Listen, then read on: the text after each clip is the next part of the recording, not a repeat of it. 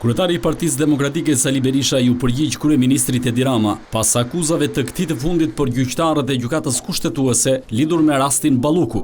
Sipas kryeministrit, një gjykatë nuk mund të pezullojë nga detyra një ministër, por Berisha pretendon të kundërtën. Ky është një mashtrim i madh sa vetë Edi Rama në rajon, në Europë dhe në botë, gjykatat kanë pezulluar jo vetëm ministra, por edhe kryeministra.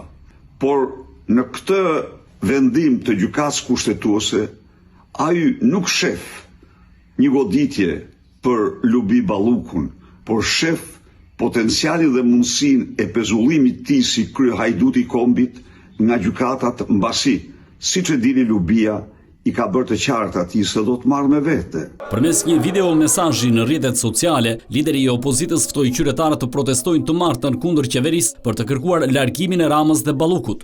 Ditën e martë, secili prej jush proteston, shpreh revoltën në kryengritjen paqësore të opozitës, jo vetëm për vete, por për fëmijët e tij, për Shqipërinë dhe si asnjëherë tjetër për të ardhmen europiane të këtij vendi.